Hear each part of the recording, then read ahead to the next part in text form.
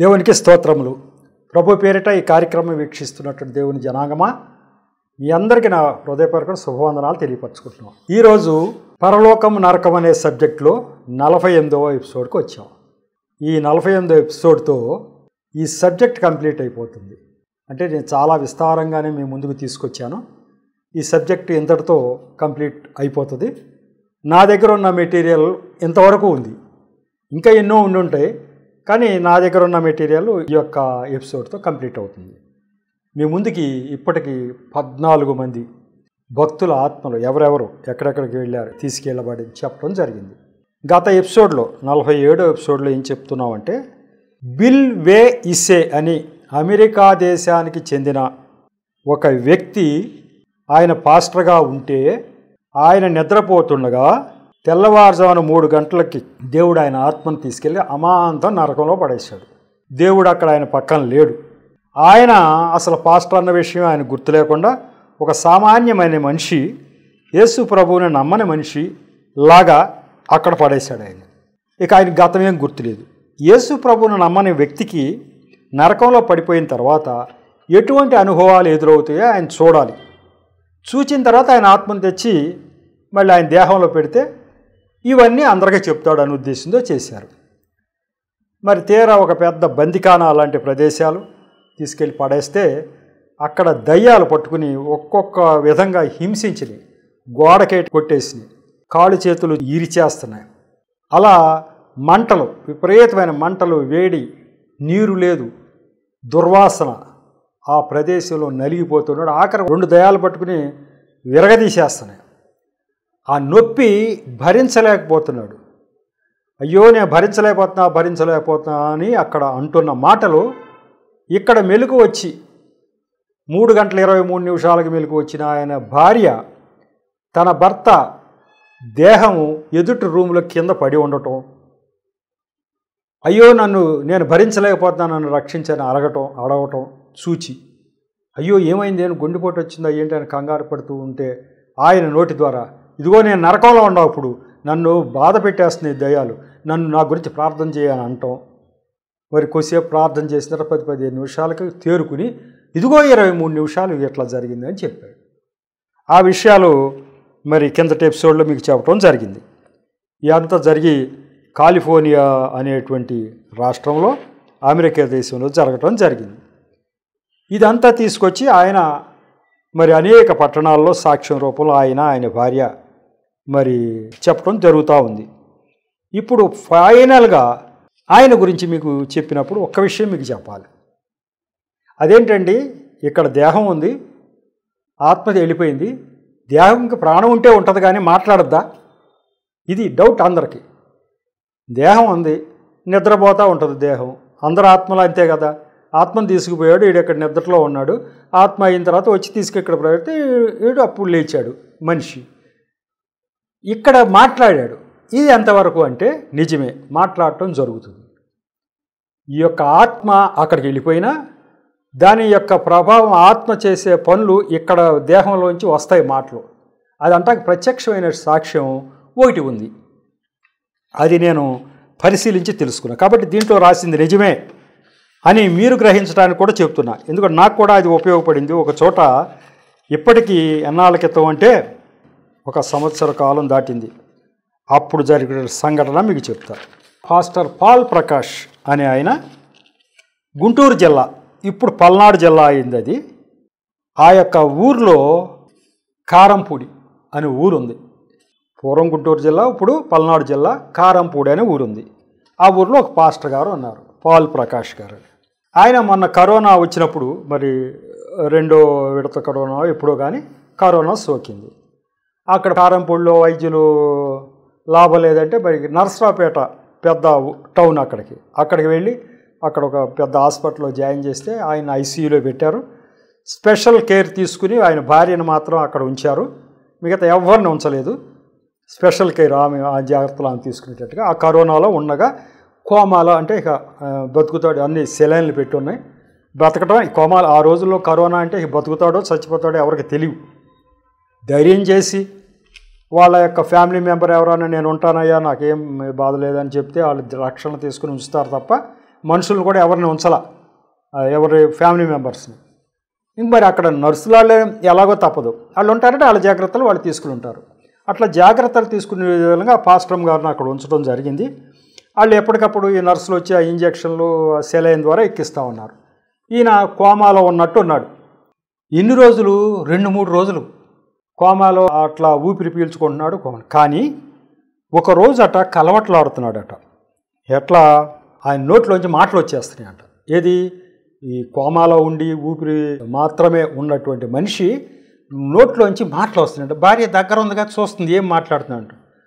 ప్రభువా నన్ను రక్షించు, ప్రభువా నేను తప్పులు చేసే తండ్రి, నేను ఇన్ని పాపాలు చేసేస్తాను, నన్ను నరకానికి పంపొద్దు తండ్రి అంటున్నాడంట. నోట్లోంచి మాటలు వస్తున్నాయంట. అయ్యో ఆ నరకం చూస్తున్నానయ్యా, అక్కడ అందరూ కాలిపోతున్నారయ్యా, నన్ను అక్కడ పంపొద్దయ్యా, నన్ను అక్కడ పంపొద్దయ్యా, నేను పాస్టర్గా పనిచేశానయ్యా అని అంటున్నాడట. ఇలా ఆవిడికి ఏంటిది ఇట్లా అంటున్నాడు, నరకానికి పంపొద్దయ్యా అంటున్నాడు ఏంటి, ఈయనకి ఏం కనపడుతుంది అని చెప్పి వీళ్ళకి పెద్ద పాస్టర్ గారు ఒక ఆయన ఉంటాడట. ఆయనకి ఫోన్ చేసి, అయ్యా మా ఆయన ఇలా కలవట్లాడుతున్నాడు అని చెప్పి ఆయన నోటి దగ్గర ఈ ఫోన్ పెట్టిందట. ఆయన కూడా విన్నాడట. పెద్ద పాస్టర్ గారు, నన్ను నరకానికి పంపొద్దయ్యా, మీ పాదాలు పట్టు, నా తప్పులన్నీ నేను తెలుసుకున్నాయా, నన్ను క్షమించయ్యా, నన్ను క్షమించయ్యా అని అంటున్నాడట. ఆయన కూడా విన్నాడంట ఈ ఫోన్లో.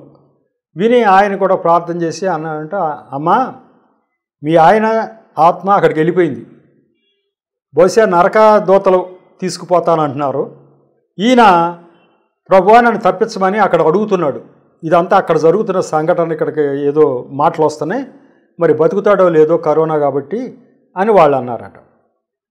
ఇట్లా జరిగిన తర్వాత ఒక 2-3 రోజుల తర్వాత మళ్ళీ ఆయన దేవుడు అక్కడ జరిగిన సంఘటనలన్నీ ఇప్పుడు చెప్తా, ఆత్మను తీసుకొచ్చి ఇక ఈయన శరీరంలో ఉంచిన తర్వాత ఎట్లాగో వైద్యం జరుగుతుంది కాబట్టి మళ్ళీ వెంటనే కొద్దిగా కోలుకొని డిశ్చార్జ్ అయ్యి వచ్చాడు. ఇప్పుడు లేచిన తర్వాత ఈయన కొంచెం స్పృహ వచ్చిన తర్వాత, ఆత్మ వచ్చేసిన తర్వాత అలా ఆవిడ అడిగిందంట, ఏంటయ్యా నిద్దట్లో నువ్వు ఇలా అంటున్నావేంటి, నన్ను నరకానికి పంపొద్దయ్యా, నేను పాస్టర్గా పనిచేసాయా, నా పాపాలు నేను ఒప్పుకుంటున్నానయ్యా, నన్ను క్షమించాయా, నువ్వు అంటున్నావేంటి అంటే, అమ్మో పెద్ద కథ అది. 2-3 రోజులు దేవుడు పాదాల దగ్గర నేను పోరాడాను. నేను నరకానికి తీసుకుపోటానికి నాకు నరకదోతలు వచ్చి నా రెక్కలు పట్టుకు లాక్కుపోతున్నారు. లాక్కుపోతూ ఉంటే నా యొక్క పాపాలన్నీ కూడా నా యొక్క కళ్ళ ముందుకు వచ్చేస్తున్నాయి. నా పాపాలు, నేను పాస్టర్గా ఉన్నప్పటికీ కూడా నేను చాలా పాపాలు చేస్తున్నా, బయటి వాళ్ళకి తెలియకోకుండా. ఈ విషయాలన్నీ నా కళ్ళ ముందుకు వచ్చేస్తున్నాయి. నా పేరు నరకంలో ఉందంట, నరకానికి తీసుకెళ్తాకి దేవదూతలు వచ్చేస్తున్నారు. అప్పుడు యేసు ప్రభువారు వారు అక్కడ కూర్చొని ఉన్నారు. ఆయన ఏం నా వైపు చూడలే, ఎందుకంటే నరకానికి రాసి పెట్టుబడి నరకానికి పోతాడు, వెళ్ళిపోతారు. ఈయన వైపు చూడలా. కానీ ఈయన పాస్టర్ కదా ఇక్కడ, అయ్యా నేను నరకానికి, ఇక్కడికి నుంచి నరకం కూడా కనపడుతుందంట, నరక దూతలు వచ్చారు, నరకం కూడా కనపడుతుందంట ఆయనకి. అయ్యో అక్కడ ఉన్న ఆ సీన్ అంతా చూసి, అయ్యో నన్ను అక్కడ పడేయకుండా మంటల్లో నన్ను తీసుకెళ్ళొద్దు, నా ప్రభువుని వేడుకుంటున్నానని, ప్రభువా నా వైపు చూడయ్యా, నా వైపు చూడయ్యా అని గోజాడుతున్నాడట. సరే వాళ్ళేమో చూస్తున్నారు, మరి దేవుడు ఏం చెప్తాడా, వదిలేయమంటారా లాక్కుపోమంటారా అని చూస్తున్నారట. దేవుడు ఎప్పటికో కరుణించి ఆయన వైపు చూసి నవ్వి, సరే నిన్ను క్షమిస్తున్నాను అబ్బాయి, ఈసారికి నీదైతే నరకమే, ఈసారి క్షమిస్తున్నా, నువ్వు ఇక నుంచి జాగ్రత్తగా బతుకు, నీ తప్పులు క్షమిస్తున్నా అని చెప్పి నరక దూతల్ని, పొండయ్య నేనైతే అతన్నే క్షమించా, అతని పాపాలని నేను పరిహరించానని చెప్తే ఆ నరకదూతలైనా ఆ లిస్టులో ఉంటే పట్టుకుపోతాకు వస్తారు, వాళ్ళ లిస్టులో లేకపోతే వాళ్ళు రారు అసలు. ఈ లిస్టులో ఉన్నాడు కాబట్టి వాళ్ళు వచ్చారు. దేవుడు కూడా మరి పాపం ఈయన పాస్టర్గా పనిచేస్తున్నాడు కానీ మరి చూసి చూడనట్టు, మరి ఈ పాపాలు అన్నీ ఆయన మీదకి వచ్చినప్పుడు ఆయన గోజాడే విధం చూసి కరిగిపోయి అప్పుడు క్షమించడం జరిగిందట. అప్పుడు రావయ్యా నువ్వు ప్రకాష్, నీకు పరలోకం కూడా చూపిస్తానని తీసుకుపోయాడట.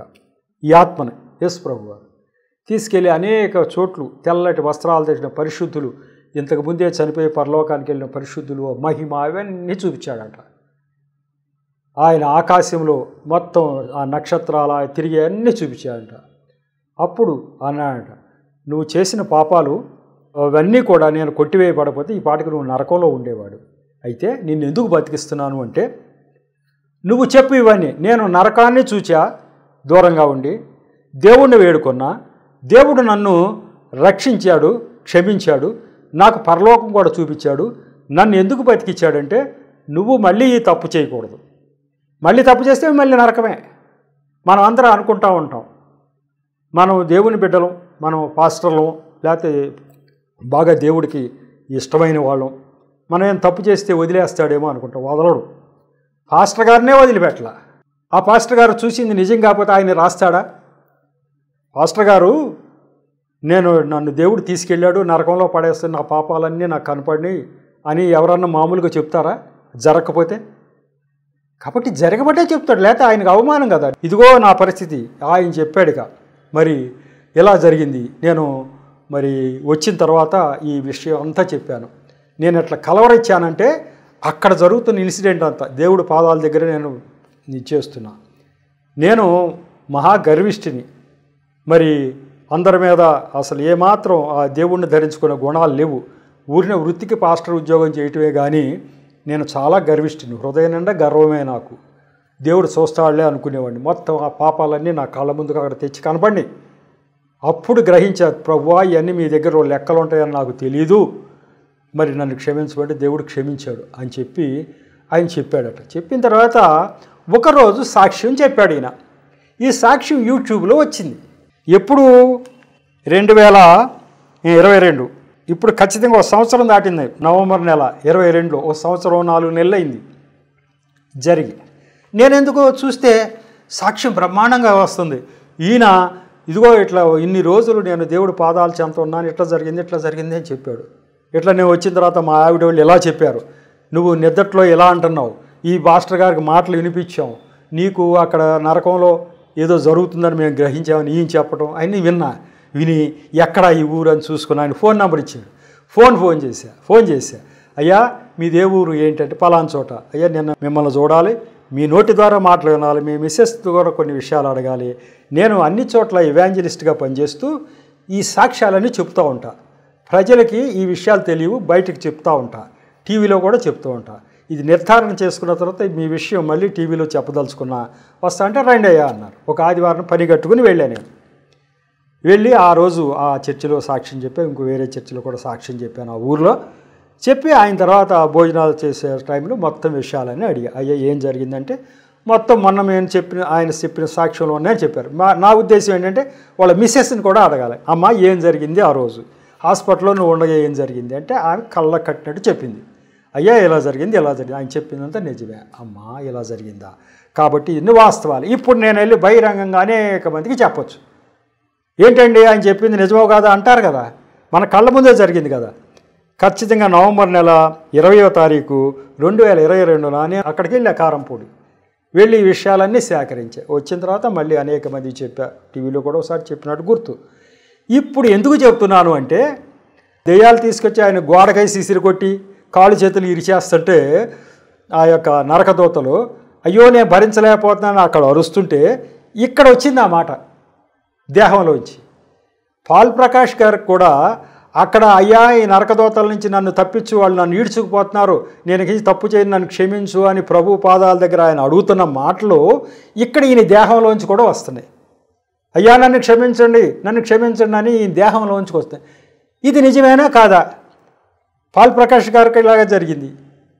కాబట్టి ఇక్కడ కూడా జరిగింది. అది బిల్వే ఈసే గారికి జరిగింది వాస్తవమే. 23 నిమిషాల్లో అక్కడ ఏం జరిగిందో ఆయన చెప్పిందంతా వాస్తవమే. ఇక్కడ దేహంలోంచి కూడా ఎట్ ఏ టైము ఆ మాటలు వస్తూ ఉంటాయి.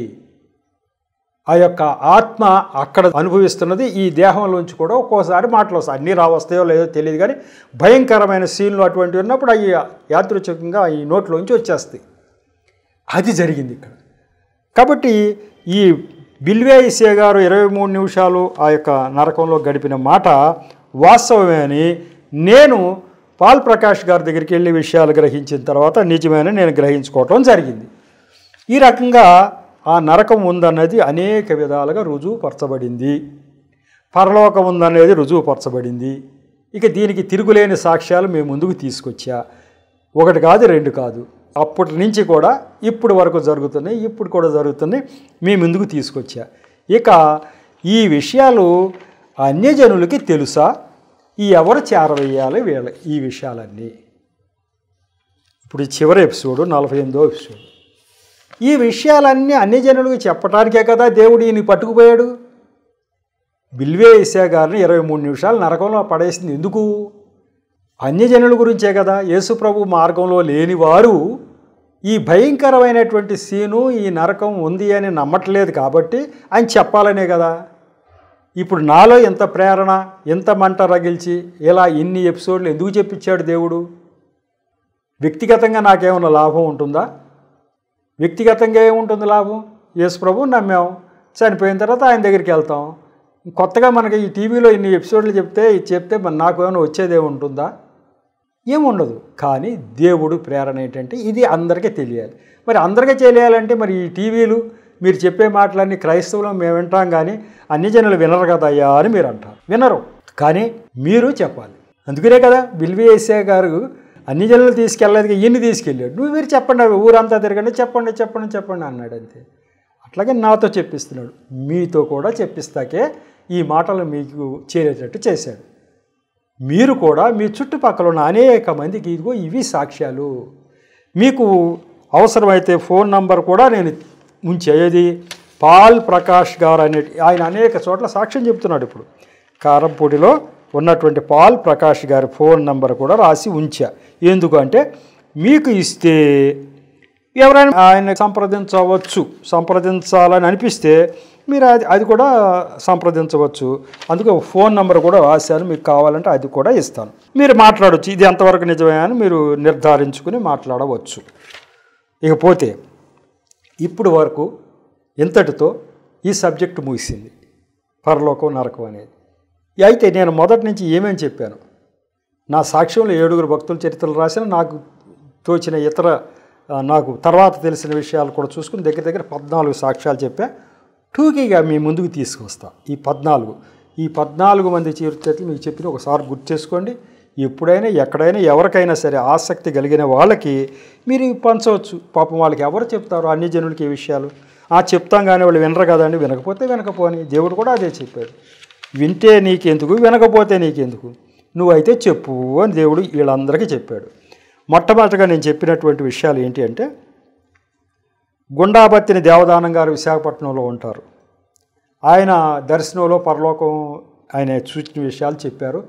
ఆయన దగ్గరికి వెళ్ళాను విశాఖపట్నం, ఆయనతో ఒక రోజు గడిపాను, విషయాలన్నీ గ్రహించాను. వాళ్ళ ఊరు కావలి దగ్గర ఒక ఊరు, ఆ ఊరు దగ్గరికి వెళ్ళాను. అక్కడ ఉన్న పెద్దల ద్వారా కూడా విషయాలన్నీ గ్రహించి ఇది నిజమే అన్నీ తీసుకుని జరిగింది. కాదు గుండాబత్తిని దేవదానం గారి ఇప్పుడు కూడా ఆయన టీవీలో కూడా చెప్తున్నాడు, కొన్ని చోట్ల విశాఖపట్నం ఆయన ఉన్నారు కూడా. ఇవన్నీ లైవ్ ఎగ్జాంపుల్స్, ఇవి మీకు ఎదురుగా కనపడేటువంటి ఎగ్జాంపుల్స్. ఏదో ఎప్పుడో జరిగింది ఏదో చరిత్ర అని కాదు, ఇప్పుడున్న మనుషులతోటి.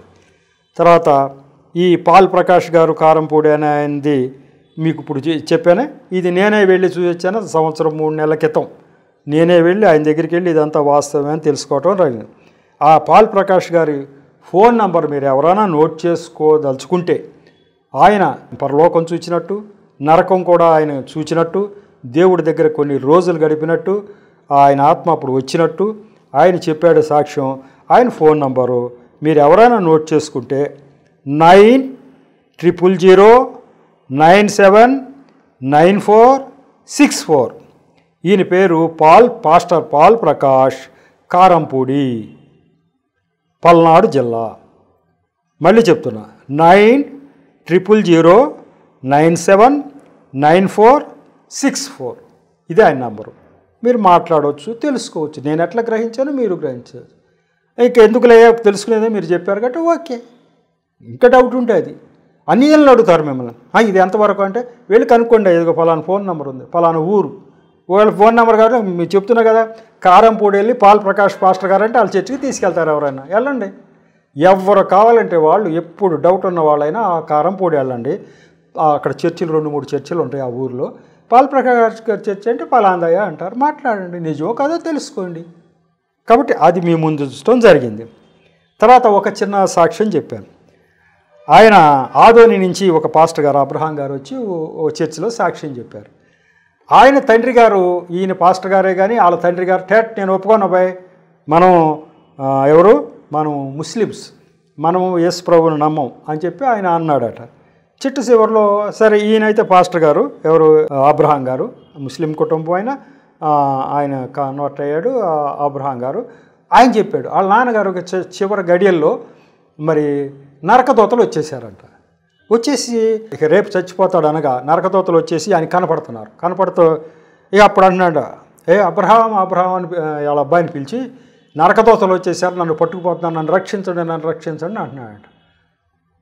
అప్పుడు ఆ సమయానికి ఎవరున్నారో ఆయన భార్య ఉంది. ఆయన భార్య కూడా ప్రభువుని నమ్మింది, కానీ ఆయన నమ్మల. నేను నమ్మనన్నాడు. కానీ అప్పుడు ఆయన భార్య దగ్గరికి వెళ్ళి, ఇదిగో నాకు నరకదూతలు వచ్చారు, వాళ్ళు ఎలా కనపడుతున్నారు, పెద్ద పెద్ద శరీరాలతో కనపడుతున్నారు, నన్ను లాక్కుపోతాకు వచ్చారు అంటే, అయ్యా యేసు ప్రభువుని రక్షించు అని ఇప్పుడన్నా అడుగు అని వాళ్ళ భార్య అంటది. మరి అన్నప్పుడు ఆయన ఆ చివరిలో యేసు ప్రభువుని ఇక కోమాలోకి వెళ్ళిపోయాయంటే ఆయన మనసులో అయిన ప్రభువుని తలిచాడో లేదో తెలియగాని ఉదయానికల్లా ఆయన చనిపోయే రోజు గడియల్లోనే. అంటే చనిపోయే ముందు నరకదూతలు ఎవరి దగ్గరికి వస్తారు అంటే, యేసు ప్రభువుని అంగీకరించకుండా తిరస్కరించిన వారు, మరి ఆ పాపాలు వాళ్ళ మీద ఉండటం చేత వాళ్ళు వస్తారు. పలానా ఆయనకు వచ్చి ఆయన అరవటం, ఆయనంతా సాక్ష్యం చెప్పాడు. మరి అలాగే కాటుమాల్ జాన్ గారు అని ఐనవోలు అనే మంగళగిరికి 15 కిలోమీటర్ల దూరం, ఆ ఊరిలో ఇప్పటికి 70 సంవత్సరాల క్రితం ఆయన పెద్ద పరిచర్య చేశారు. ఆయన బుక్ రాశారు. ఆయన రాసిన బుక్ చదివితే ఆయన అద్భుత కార్యాలు, ఆయన అన్ని జనుల్లోంచి రక్షింపబడి దేవుడు వాడుకున్నారు. ఆయన ఒక సాధులాగా జీవించాడు, పెళ్లి కూడా చేసుకోలేదు, జీవితాంతం కూడా పరిచర్య చేసి చనిపోయాడు. మరి మొన్న 70 సంవత్సరాలే కదా, మరి వాళ్ళ కొలీగ్స్ ఎవరైనా ఉంటారేమో కనుక్కుందాం. నేను పని కట్టుకుని మంగళగిరి దగ్గర ఐనవోలికి వెళ్ళా. అక్కడ బస్సుల సౌకర్యం కూడా లేదు. రాను పోను 500 కిరాయికి ఒక ఆటో మాట్లాడుకుని మంగళగిరి నుంచి వెళ్ళి, అయ్యా పలానా కాటుమాల్ జాన్ గారు బంధువులు ఎవరైనా ఉన్నారంటే వచ్చాడు ఒక ఆయన. అయ్యా నేను చిన్న పిల్లాడిని, ఆయన ఇక్కడ పరిచర్య చేస్తున్నప్పుడు మా బంధువు, ఇదిగో మా చర్చి అని చూపించాడు ఒక ఆయన. ఇదంతా నిజమే, ఆయన దేవుడు, ఆయన అన్యజనుల నుంచి రక్షింపబడ్డాడు, దేవుడు ఇట్లా దర్శించాడు, ఆయన ఇలా చేశాడు అలా చేశాడు అని అక్కడ ఊర్లో చెప్పారు. ఎట్లా మనకు అందుబాటులో ఉంది కాబట్టి మనం వెళ్ళి చూడాలా చేయాలని చెప్పి. అప్పుడు వాస్తవం ఇవన్నీ ఎంతమందికి తెలుసు, ఏ క్రైస్తవులకు తెలుసుకునే విషయాలు. కాటుమాల జాన్ గారు అన్న ఆయన్ని దేవుడు దర్శించి అన్యజనుల కుటుంబంలోంచి రక్షించి మరి ఆయన జీవిత పర్యంతం ఎంతో పరిచర్య, 100 మందికి కార్యాలు జరిగినాయి అట. ఒక సాధువులాగా జీవించి చనిపోయాడు. మన పక్కనే ఉంది. నేను వెళ్ళి ఎంక్వైరీ చేసుకొచ్చా. ఆ విషయాలు వేరే టీవీలో అనుకుంటే చెప్పడానికే నేను ఆయన వెళ్ళాను, చెప్పడం జరిగింది. కాబట్టి కాటుమాల్ జాన్ గారు ఆయన నరకములో ఎలా సీన్ ఉందో ఆయనకి రాత్రులు దేవుడు చూపిస్తే అది రాశాడు ఆయన బుక్కులో. అలాగే బట్లంగి సత్యనారాయణ గారు, బెరాకా మినిస్ట్రీ, మచిలీపట్నం, ఆయన నాకు బాగా సన్నిహితం. కాబట్టి ఆయన రాసినటువంటి సజీవ సాక్ష్యం అనే ఒక బుక్ ఉంది. ఆయన రాసినట్టు బుక్ చదివే ఆయనకి దర్శనాల్లో దేవుడు పరలోకం ఏమి చూపించాడు అది కూడా మేము ముందుకు తీసుకొచ్చా. ఆ తర్వాతకు వచ్చిన తర్వాత నేను రాసిన సాక్ష్యాల్లో డాక్టర్ ఆనంద స్థిర గారు, ఆయన 3 సార్లు దేవుడి దగ్గరికి వెళ్ళటం రావటం, ఆ సీన్ అంతా చూసి నేను ఆనంద స్థిర గారితో మాట్లాడటం, ఆయనకి ఇప్పటికీ నాకు ఆయనతో సంబంధాలు ఉన్నాయి. ఆయన ఎప్పుడు విజయవాడలో మీటింగ్ పెట్టినా నన్ను పిలుస్తారు, నేను వెళుతుంటాను. ఆయన చరిత్ర అంతా చూస్తే ఆయన్ని దేవుడు ఎప్పుడు తీసుకెళ్ళాడు, ఎప్పుడు తీసుకొచ్చాడు, ఏం చూపించాడు మొత్తం అంతా ఆయన చెప్పారు. అలాగే జాన్ బన్యన్ గారు, ఇంగ్లాండ్ దేశం, ఇప్పుడు చెప్పుకున్న వాళ్ళు చాలామంది ఇప్పుడు సమకాలికులు ఉన్నవాళ్ళు కూడా, ఇక ఆనంద స్థిర గారు కూడా ఉన్న ఆయనే. ఈ జాన్ బన్యన్ గారు మరి 200 సంవత్సరాలు ఎంతో జరిగింది ఇప్పటికీ ఆయన జరిగి, ఇంగ్లాండు, ఆయన పరలోకం నరకంలో ఏం చూశాడో మొత్తం చెప్పాను. సాధు సుందర్ సింగ్ గారు, అది ఆయన కూడా ఒక 80 సంవత్సరాల క్రితం ఆయన చరిత్ర అంతా, పంజాబ్ రాష్ట్రం, ఆయన పరలోకంలో ఏం చూశాడు నరకంలో చెప్పాను. జాన్ రవీంద్రనాథ్ గారు, కేరళ, ఆయన మొన్నటి వరకు ఉన్నాడు, ఒక 20-30 సంవత్సరాల క్రితం వరకు ఉన్నాడు ఆయన. జాన్ రవీంద్రనాథ్, కేరళ రాష్ట్రం, ఆయన ఏం చూశాడు పరలోకం నరకం ఎంతో చెప్పాను. ఆయన్ని తీసుకెళ్లి రాష్ట్రపతి సర్వేపల్లి రాధాకృష్ణన్ గారు ఆయన దగ్గర పెట్టుకుని 10 రోజులు నువ్వు పరలోకంలో నరకంలో ఏం చూసావో చెప్పని ఒక హిందూ అయినటువంటి ఆ రాష్ట్రపతి విన్నాడని, అయితే ఆయన ప్రభు వైపు చూడలేదు కానీ మరి ఈ సంఘటనలన్నీ జరిగిన వాడు వాస్తవం అని మరి మీకు చెప్పడం జరిగింది. అలాగే డిజిఎస్ దినకరన్ గారు మొన్నటి వరకు ఉన్నాడు ఆయన. డిజిఎస్ దినకరన్ గారు ఆయన పరలోకంలో ఏం చూశాడు, నరకంలో ఏం చూశాడు, ఆయన చరిత్ర అంతా కూడా మీ ముందుకు తీసుకోవటం జరిగింది. ఆఖరికి ఈ మధ్య కాలంలో మీకు చెప్పింది ఏంటి అంటే, మేరీ బాక్స్టర్ గారు అని, ఆమె అమెరికా దేశం, ఆమె 30 రోజులు నరకం చూడటం, 10 రోజులు పరలోకం చూడటం, ఆ కథ అంతా కూడా ప్రత్యక్ష నరకం అనే బుక్ ద్వారా మీకు చెప్పడం జరిగింది. ఆ తర్వాత ఆ మేరీ బాక్స్టర్ గారు అయిపోయిన తర్వాత 7 బైబిల్ కాలేజీ స్టూడెంట్స్ మరి కొలంబియా దేశం అది అంతా కూడా ఇప్పుడు ఇంతకుముందు ఎపిసోడ్స్లో మీకు చెప్తూ మరి నరకంలో ఏమేమి చూశారు, పరలోకంలో ఏమేమి చూశారు చెప్పుకున్నాం. ఆఖరిగా బిల్వే ఇసే 23 నిమిషాలు నరకంలో గడిపినటువంటి వ్యక్తి దీని గురించి మేము ముందుకు తీసుకొచ్చా. ఇదంతా దేవుడు ఎంత శ్రమపడి ఎంతమందిని చెప్పి చూపిస్తుంటే వాళ్ళు అన్ని పుస్తకాలు రాయమంటే రాస్తే ఆ పుస్తకాలు కొని చదివి ఇతరులకు చెప్పేవాళ్ళు ఎవరు? ఇవన్నీ ఎక్కడుంటాయి? క్రైస్తవ లిటరేచర్ ఉన్నటువంటి బైబిల్స్ అమ్మేటువంటి షాపుల్లో ఈ పుస్తకాలు ఉంటాయి. ఈ పుస్తకాలు ఉన్నాయని తెలుసా చాలామందికి తెలియదు. పోనీ ఒకవేళ ఎవరన్నా ఒకళ్ళిద్దరు చదివి తెలుసుకుని ఊరుకుంటున్నారు. కానీ దేవుడు నాలో ఏం మంట పెట్టాడంటే, నేను ఎంత కష్టపడి పరలోకం తీసుకెళ్ళి నరకాన్ని తీసుకెళ్ళి ఇదంతా చూపించి రాయించి బుక్స్ ఉంటే నువ్వు చదివి ఊరుకోవటాకేనా? ఈ ప్రపంచంలో ఉన్న వాళ్ళందరికీ తెలియటానికి కదా ఏదని చెప్పా. ఇక అందరినీ తీసుకెళ్తాకి వీలవుద్దా? అందరికీ తీసుకెళ్ళి చూపిస్తాకి వీలవుద్దా? ఎవడో ఒకళ్ళనో ఇద్దరినో తీసుకెళ్తా. మరి ఇప్పుడు చూడండి 14 సంఘటనలు చూశాను నేను. ఇంకెంతమంది ఉన్నారో నాకు తెలియకుండా. ఇంతమందిని తీసుకెళ్ళి నేను చూపిస్తున్నానే, ఏది ఏ ఒక్క క్రైస్తవుడికి తెలిసినట్టుగా అనిపిస్తుందా మనకి? నాకు తెలిసి ఏ క్రైస్తవుడికి ఇవన్నీ తెలియవు. ఎందుకంటే నేను ఒకప్పుడు యేసు ప్రభు మార్గంలో లేనివాడిని. నా చుట్టూ క్రైస్తవులు ఉండేవాళ్ళు ఎవరికి తెలియవు ఇవన్నీ. మరి ఎవరికి క్రైస్తవుడికే తెలియకపోతే దేవుడు చేసిన విషయాలు మరి ఇక అన్యజనులుగా ఉన్న మాకెవరు చెప్పాలి? కాబట్టి దేవుడు ఏమంటాడంటే, ఈ పని నీ మీద పెట్టాను అబ్బాయి అన్న. ఇది నాకే ఎందుకు పెట్టారని ఇందాక బిల్వే ఇసే గారు అన్నాడు కదా. అయ్యా 23 నిమిషాలు నన్ను చెత్త కొట్టేశారు అక్కడ నరకంలో దెయ్యాలు, ఆ నరకదూతలు, నన్నెందుకు ఎంచుకుని తీసుకెళ్ళి అక్కడ పడేసావంటే ఏం చెప్పలే. నాకు తప్పదబ్బాయి ఒకటి పట్టుకెళ్ళాలి, చూపించా అన్నాడు. అట్లాగే నన్నే ఎందుకు పట్టుకున్నారు? నేను హాయిగా రిటైర్ అయిపోయి ఆర్టీసీలో ఒక ఆఫీసర్గా పనిచేసి, పర్సనల్ ఆఫీసర్గా పనిచేసి, ఒక జిల్లా అధికారి, అది ఒక వింగ్ అధికారం ఉంటుంది పర్సనల్ డిపార్ట్మెంట్ మీద, జిల్లా అంతటా అధికారం ఉంటుంది. అటువంటి అధికారిగా పనిచేసి హాయిగా రిటైర్ అయ్యి మరి ఇంటి దగ్గర కూర్చోవలసిన వయసులో 61వ సంవత్సరంలో దేవుడు నన్ను పట్టుకుని, ఇదిగో నువ్వు నాకు ఒక ప్రవక్తగా పనిచేయాలి, ఈ విషయాలన్నీ చెప్పాలి ప్రజలకి అంటున్నాడు. నన్నే ఎందుకు పట్టుకున్నారా? ఎంతమంది ఉన్నారు కదా, ఎంతోమంది ఉన్నారు కదా, నేనేమో మీ మార్గంలో లేనివాడిని కదా, నన్నే ఎందుకు పట్టుకున్నారు? ఇంత పెద్ద పని నాకు ఎందుకు అప్పచెప్పారా అంటాకి నేనెవరిని? కాబట్టి అట్లా ఆయన ఎవరిని ఎంచుకుంటారో అలా నన్ను ఎంచుకోవడం జరిగింది. నా శాయశక్తిలా దేవుడు నా మీద పెట్టిన భారాన్ని నేను మరి నెరవేర్చాను అనుకుంటున్నా. అయితే మీరు నెరవేర్చాలి అనేది దేవుడి ఉద్దేశం. నా మాటలు అలా గాలిపోకూడదు. మీరు చూసినట్టు విన్నట్టు నా ఎపిసోడ్స్ మీరు ఎవరికైనా ఫార్వర్డ్ చేయాలి, అలాగే చెప్పాలి. వాళ్ళు వింటారో వినరు అనేది మీకు అనవసరం. ఖచ్చితంగా మీరైతే వేరే వాళ్ళకి చేరవేయాలి. వీటికి లెక్కలు ఉన్నాయి, అక్కడ వీటన్నిటికీ లెక్కలు ఉన్నాయి. నువ్వేం చేసావు లెక్కలు ఉన్నాయి. ఈ లెక్కల ప్రకారం మనకు ప్రతిఫలం వస్తుంది. కాబట్టి మీ వంతు కర్తవ్యాన్ని మీరు నిర్వర్తించండి. ఎవరు ప్రభువుని నమ్మాలో ఎవరు నమ్మకూడదో దేవుడికి తెలుసు. దేవుడికి వాళ్ళకి మధ్య ఉన్న సంబంధం మన మీద పెట్టిన బాధ్యత మనం నిర్వర్తిద్దాం. ఈ రకంగా ఈ 14 మంది ఇన్సిడెంట్స్ని మీ ముందుకు తీసుకురావడానికి దేవుడు సహాయం చేశాడు. మరి ఈ యొక్క ఎపిసోడ్ని ఇంతటితో ముగిద్దాం అనుకుంటున్నాను. చిన్న ప్రార్థన చేసి ముగిస్తా. కృపగల దేవా, ప్రభువా, మీకు వందనాలు స్తోత్రాలు తండ్రి.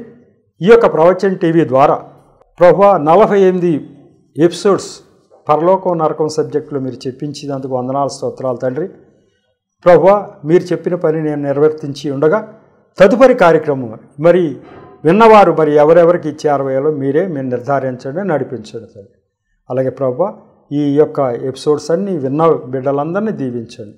అలాగే ప్రభువా, అన్ని జనుల గురించి మీరు పడుతున్న శ్రమ వ్యర్థం కాకుండా తండ్రి, మా అందరిలో తండ్రి ఈ భారం ఉంచి అన్ని జనులకు ప్రభువా ఈ జ్ఞానం అందేటట్టుగా ఇంకా ఎన్ని రకాలుగా అది వెళ్ళాలో మీరే సహాయం చేయమని, అలాగే నన్ను నా పరిచర్యను కూడా దీవించమని, మరి ఈటీవీ యాజమాన్యం కూడా దీవించమని మా ప్రభువును రక్షకుడైన యేసు నామములో పరమ తండ్రిని ప్రార్థించి వేడుకుంటున్నా తండ్రి. ఆమెన్. మరొకసారి మీ అందరికీ శుభవందనాలు.